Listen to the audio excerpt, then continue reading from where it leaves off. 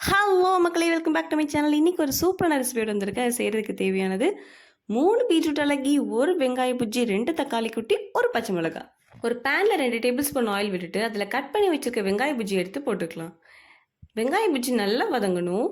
நம்மளோட கலர் மாறி golden brown கலருக்கு வரணும். புஜ்ஜிமா கலர் மாறிடுச்சு. இப்போ நம்ம எடுத்து வச்சுருக்க 1/2 tablespoon ginger garlic paste add பண்ணிக்கலாம். ஜிஞ்சர் கார்லிக் பேஸ்ட் போட்டோன்னா அதோட பச்சை வாசனை போகிற வரை நல்லா வதக்கிக்கிட்டே இருக்கணும். கை எடுக்காமல் கை விடாமல் வதக்கிக்கிட்டே இருக்கணும்.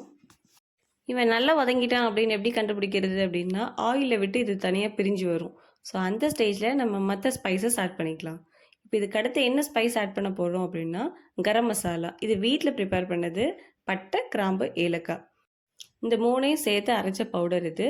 இது ஒரு 1/4 ஸ்பூன் போட்டால் போதும். அதையும் சேர்த்து நல்லா வதக்கிக்கலாம்.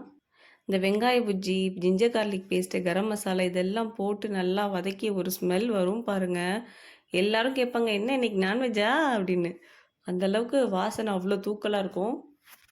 இதுக்கப்புறம் நம்ம கட் பண்ணி வச்சுருக்க தக்காளி குட்டியை ஆட் பண்ணிக்கலாம். அவனையும் ஆட் பண்ணி அது வதங்கிறதுக்கு தேவையான உப்பையும் போட்டு நல்லா சாட்டே பண்ணி விட்டுட்டு கொஞ்சம் மூடி போட்டு லெட்டு போட்டு மூடி வச்சிடலாம். அது வதங்கட்டும். காரத்துக்காக ஒரே ஒரு மிளகாய் ஆட் பண்ணியிருக்கேன். ஸோ உங்கள் காரத்துக்கேற்ப நீங்கள் அதை கூட்டியோ குறைச்சோ போட்டுக்கலாம். தக்காளி குட்டி நல்லா சாஃப்ட் ஆகிற வரை வதக்கிக்கிட்டே இருங்க. அது நல்லா வதங்கினதுக்கப்புறம் நம்ம வீட்டில் எல்லார் வீட்லேயும் இருக்கிற குழம்பு மிளகாய் தூள்னு இருக்கும்ல, அதில் குவியெல்லாம் 1 ஸ்பூன் போட்டிருக்கேன். அந்த குழம்பு மிளகாய் தூளையும் போட்டு நல்லா அந்த எண்ணெயிலே வதக்கிக்கலாம். நல்லா வதங்கி அதோட பச்சை வாசனையும் போகட்டும். இந்த மிளகாத்தூள்லேயே நம்ம மல்லி, வத்தல், சீரகம், சோம்பு, மிளகு எல்லாமே சேர்த்துருக்கோம். அதனால் இந்த ஒரு தூளே போதுமானது. இதுக்கு தேவையான பேரம்பேத்திகள் என்கிட்ட அன்றைக்கி கம்மியாக தான் இருந்தாங்க. ஸோ இருந்ததை வச்சு அட்ஜஸ்ட் பண்ணி நம்ம செஞ்சுட்டேன். அதாங்க கொத்தமல்லி, அது தாராளமாகவே போட்டுக்கலாம். அது எவ்வளோ போடுறோமோ அவ்வளோக்கு அவ்வளோ நல்ல ஸ்மெல்லும் வரும். இந்த ஸ்டேஜில் நம்ம பீட்ரூட் அலகி ஆட் பண்ணி அதை நல்லா வதக்கிக்கலாம். இதோட பச்சை வாசனை போனதுக்கு அப்புறம் தான் இந்த கிரேவிக்கு தேவையான நம்ம தண்ணி ஊற்றி நல்லா கொதிக்க வச்சு வேக வைக்கணும். இந்த இடத்துல தான் ட்விஸ்ட்டு.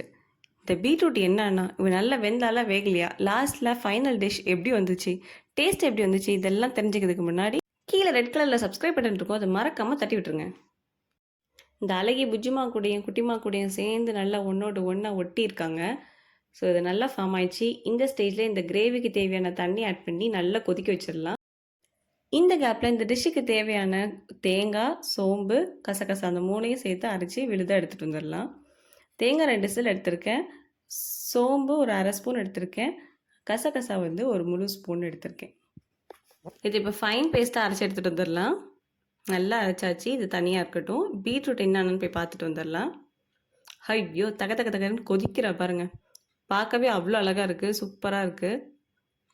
ஹீமோக்ளோபின் கம்மியாக இருக்கிறவங்க, ப்ரெக்னென்ட் லேடிஸ்லாம் வாரத்தில் 2 தடவை இந்த மாதிரி பீட்ரூட் ரெசிபி எடுத்துக்கோங்க. ஹீமோக்ளோபின் நல்லாவே இன்க்ரீஸ் ஆகும். இப்போ பீட்ரூட் வந்து நல்லா வெந்துச்சு. நல்லா வெந்ததுக்கப்புறம் தான் நம்ம அரைச்சி வச்ச பேஸ்ட்டை ஊற்றிக்கணும். அந்த பேஸ்ட்டை ஊற்றி நல்லா கலந்து விட்டுருங்க. இதோட பச்சை வாசனை போகட்டும். ஒரு 3 நிமிஷத்துக்கு நல்லா கொதிக்க வைக்கலாம். சிம்மில் வச்சு கொதிக்க வச்சுக்கலாம்.